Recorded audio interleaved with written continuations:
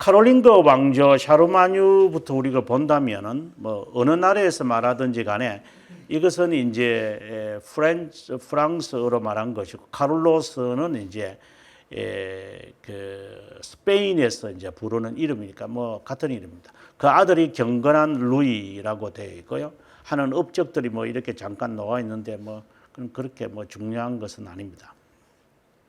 그 다음에 그의 아들들에 의해서 이렇게 로타르, 지금의 이탈리아, 루이 2세, 이제 이거는 북부 지역이고, 그 다음에 대머리 샤를, 지금은 롤레인 이 되고, 그 다음에 이제 루이기 때문에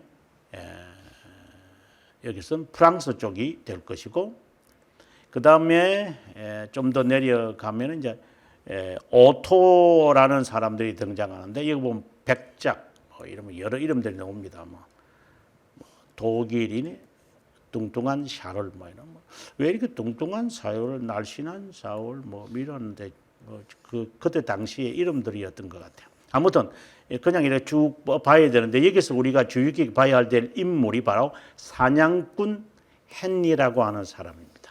바로 요 시점, 이제 814년에 시작되어진 샤르마뉴의 이 지정, 그리고 이제 그의 아들 루이 3세에 의해서 나라가 세 지역으로 나누어지고 난 다음 베르등 협약으로, 그리고 이 프랑스의 황제가 있다가 이제 독일로 넘어가는 바로 그 과정의 인물이 바로 사냥꾼 헨리라고 하는 사람입니다. 물론 하이니히겠죠. 그리고 그 다음에 이제 좀 더 내려가시면 이제 오토가 나올 겁니다. 오토가 되면서 이제는 완전히 그 936년, 974년, 40년 동안 이제 다스렸던 이 오토가 되면 완전히 지금의 신성로마 제국이 완성되어지는 겁니다. 그래서 신성로마 제국의 시작은 오토 대제에 의해서 나폴레옹이 등장할 때까지, 나폴레옹이 1806년에 이제 황제가 되잖아요. 그러니 근 900년 동안 이제 독일 지역, 아직은 독일은 없습니다. 이제 2차 세계 대전이 되면서 실제로 이제 독일이라고 하는 그것의 그 나치즘이 등장을 하면서 지금의 이제 독일의 나라가 완성되어지지, 그 전까지는 이 독일이라는 이 그 나라가 형성되는 것을 주위의 나라들이 좋아하지 않았어요. 왜? 신성로마 제국이 다시 만들어진다는 것에 대해서 이 주위에 있는 이 여러 나라, 뭐 영국이나 프랑스나 그다음에 폴란드나 체코나 이런 나라들이, 특히 또 러시아까지, 이 독일은 하나 되면 안 된다라는 것이었습니다. 이제 그런데 히틀러가 등장을 해서 이 연합된 나라, 이제 저머니를 이제 형성되어져서 거기서 이 민족주의가 폭발해 버리는 겁니다. 그 전까지 1차 세계대전까지만 해도 지금의 독일의 형태는 없는 겁니다. 그래서 한편으로 보면 독일의 그 히틀러는 마치 러시아의 이반 4세처럼 그 아주 악랄한 자지만 민족주의자들이 볼 때는 영웅입니다. 또 우리가 영국으로 가보면 헨리 8세가 그 악동이거든요. 그런데 민족사적으로 보면 그 사람은 위대한 사람입니다. 이제 그와 같은 거예요. 그래서 지금 오토 1세에 의해서 이제 이게 신성로마 제국이, 로마 제국이 독일 중심으로 이제 저머니 쪽으로 가서 1806년까지 가는구나, 이렇게 하면 좋습니다. 그 다음에 여기는 없지만 여기 밑에 써져 있죠. 이렇게 되게 되어지는 계기가 있습니다. 왜 프랑스 중심으로 있던 이 그 신성로마 제국이 왜 독일로 가버리는가 할 때 요 시점이 바로 창부 정치입니다. 교회가 썩을 때까지 썩어버립니다. 그러니까 이 창부, 이게 이제 매춘녀잖아요.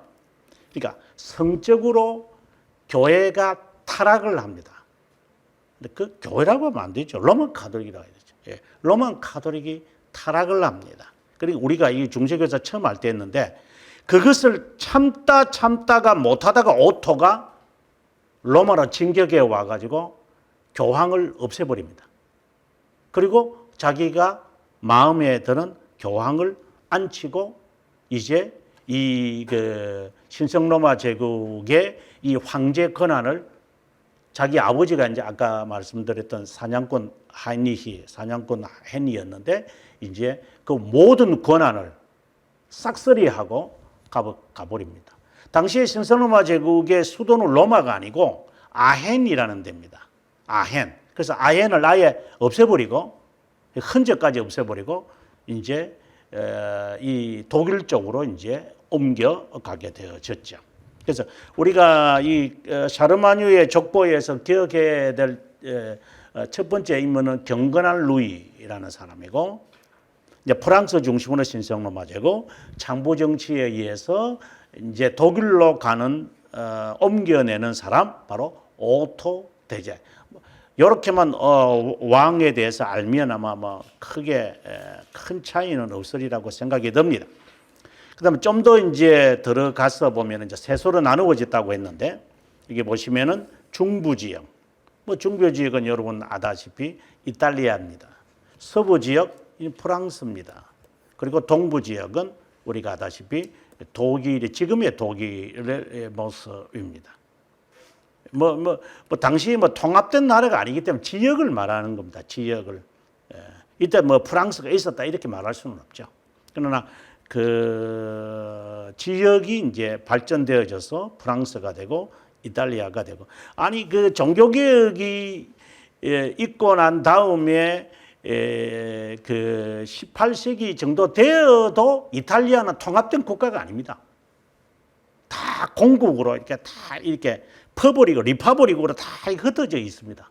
이제 그걸 이제 통합을 하는 거죠. 이제 근대에 와서 프랑스도 마찬가지고 독일도 마찬가지고, 이게 뭐 지금 제가 이제 기원을 말하는 것이지 이때 뭐 이탈리아가 형성되어졌다 아닙니다. 그런 것은 아닙니다.